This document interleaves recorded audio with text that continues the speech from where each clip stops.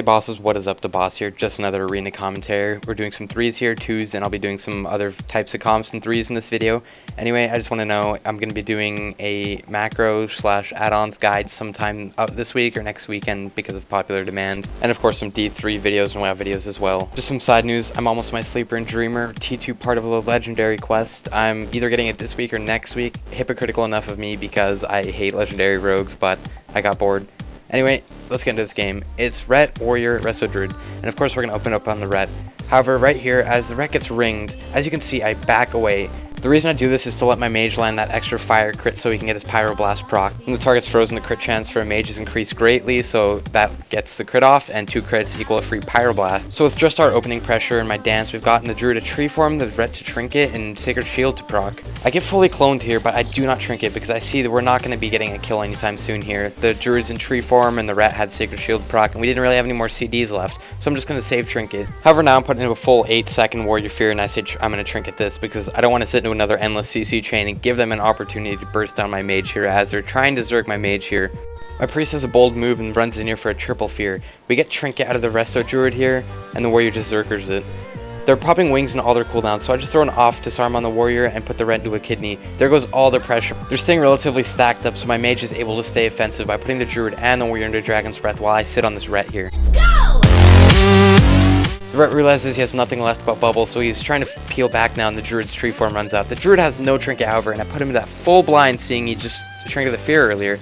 The Ret bubbles and bops the druid, so now they have absolutely no cooldowns left. I just call a hard swap into the warrior here, and we tend to get him to about half health or so just swapping to him and making him go sword and board.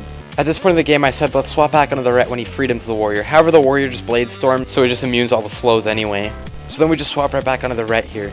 Our priest runs in once again and gets a full fear on the Resto Druid as I land a full kidney on the Ret Pally as he puts freedom up. Now the Ret Pally has no utility left to get out of anything other than his self cleanses. The Resto Druid is managing to keep the Ret up with all of his hots up. We should have made a swap to the Resto Druid any time because he has no tree left or trinket, so a redirect kidney dance with just any basic fire damage would just global the Druid without hots on himself. However, we're just continuing to put CC on the Druid as we land a full sheep on him.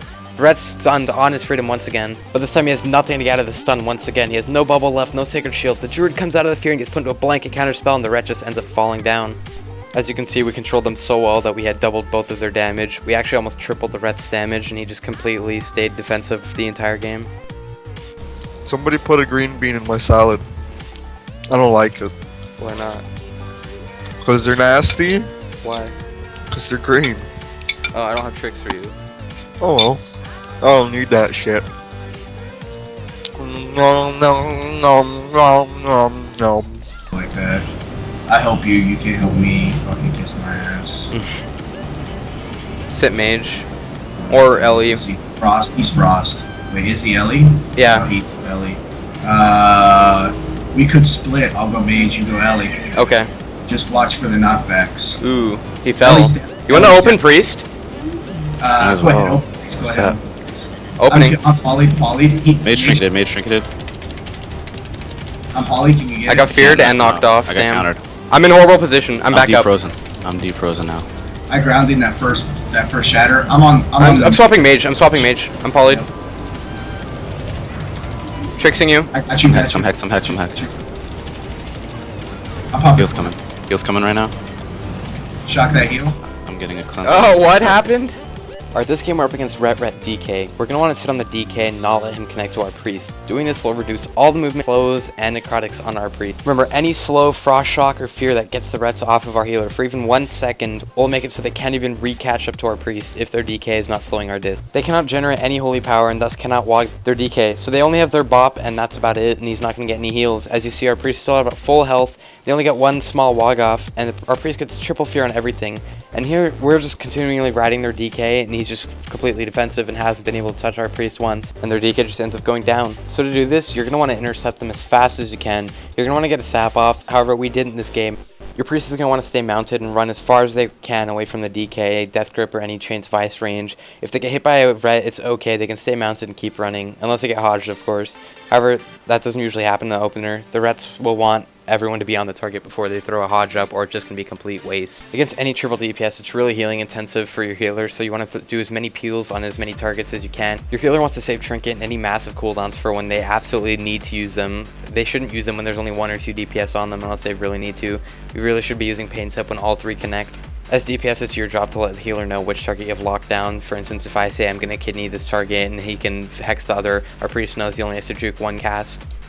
Alright, so this game we're up against Hunter, Lock, and Resto Shaman. This is a really unusual comp, and we really didn't know what to go on at first, but we realized this Hunter has about 2 or 3 heroic PvE pieces and low resilience. So we're definitely going to be sitting him.